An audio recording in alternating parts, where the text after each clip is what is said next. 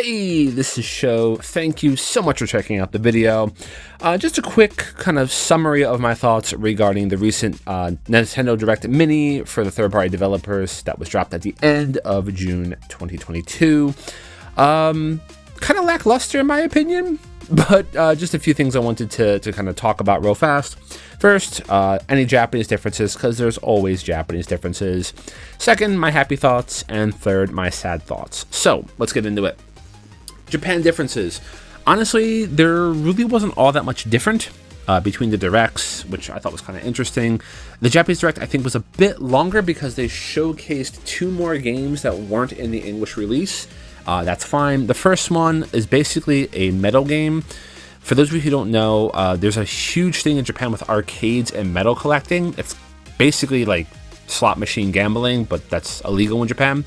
So they have these medal machines where you essentially gamble, you collect medals, and then you can keep the medals at whatever arcade that you're playing at to come back and use those medals for future games, or sometimes you could trade them in for prizes and things like that, just like the pachinko parlors that you may have heard about or read about on other channels. So that's number one. Nothing much to talk about.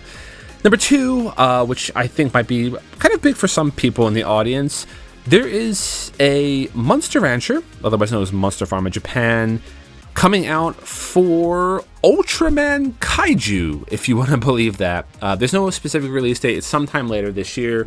But basically, for those who don't know, Monster Rancher is a long-running franchise in Japan where you basically kind of work on a farm. You collect and you train and you breed monsters, and they help you on the farm, and you can battle them. It kind of has like a Dragon Seeds Pokemon kind of feel to it, but just not nearly as collectible and kind of major in that way.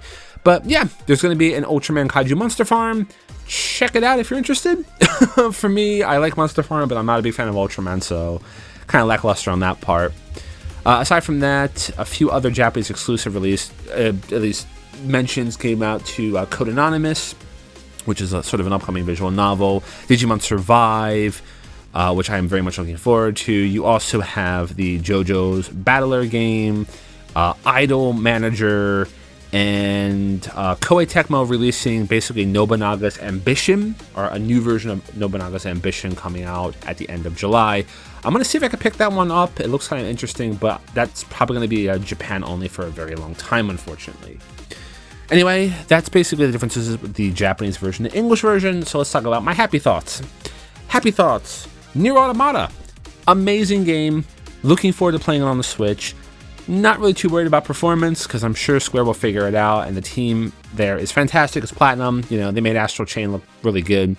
I'm sure they can make Nier Automata look good too. So looking forward to that. Just wish it was coming out a little bit earlier. Kind of felt it was a bit far off in October, but oh well.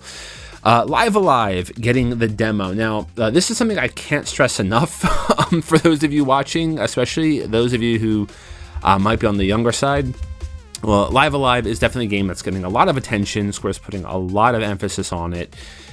It is a early kind of classic 90s RPG. That means that it's designed in the classic JRPG setting of the 90s in Japan, which is honestly like pants on head difficult. So I would highly suggest taking advantage of checking out the demo if you are interested in this game first. For myself, I'm an old guy, so that means this is like straight up my alley. I get to go back to my childhood. But for those who are younger who didn't play these sort of games, it might prove to be a bit archaic in terms of its control scheme and design. So just be warned. I'm probably going to drop a few videos on the demo later this week when I have my chance to get into it. So yeah, look forward to that if you like. Otherwise, do play the demo before you buy this game. I have a feeling it's going to maybe save you a little bit of hassle if you're not used to this classic style of game. Aside from that, major happy point, or subsequent happy point, the Mega Man game. The Mega Man was at Network Battlers. Not a huge fan of Mega Man, though I do enjoy Mega Man X a lot. Happy to see this being released in its full series. I know a lot of people were looking forward to this game. Finally, good job, Square. And I guess the biggest one is finally P5R is getting released on the Switch. About time is all I can really say. Though I am a little bit on the fence about this because I was kind of hoping for an earlier release date, like October I don't know. I don't know if the Xbox version is going to be around the same time or not. Apparently, this is a world release, at least on the Switch. Both Japan and the West have the same release date. And for Persona 4 Golden and P3, like, no release date yet. Kinda wish there was one. I don't know. Don't know if these are going to be physical either.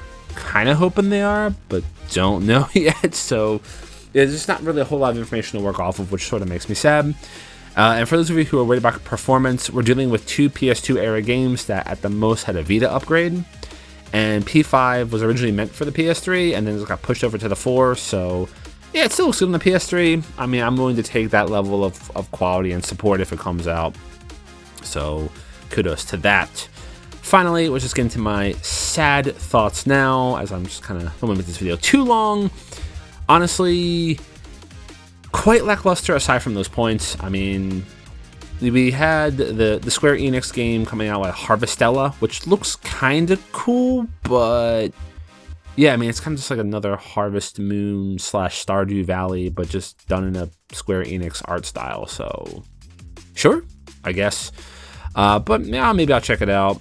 A lot of contact with Mario Rabbids. I'm glad to see it's getting a release date. Haven't played the first one yet, though I hear it's not too bad. But again, I don't know if this is really something that's 100% up my alley. I'm not really a big Rabbids fan. And I guess the biggest thing for me is just sort of a lack of information on the summer games that I'm really hoping. Like, again, the Japan version kind of did better with this. I was really looking forward to Front Mission information, because the Front Mission remake of 1 and 2 was set to release in the summertime, and there's nothing here about it. So kind of wish there was. Really want to get my hands back on those beautiful mech turn-based games. So touche, Square, touche. Hopefully next time you won't let me down. But I don't know. Let me know your thoughts in the comments below. Do you think that this was a good direct? Do you think it was lackluster? What games did you want to hear about? And do you think they're going to have maybe a more proper direct in July or August that might have more of the first party releases coming out? Who knows? But yeah, let me know your thoughts in the comments below. Other than that, thanks for checking out the video, and I'll catch you next time. Cheers!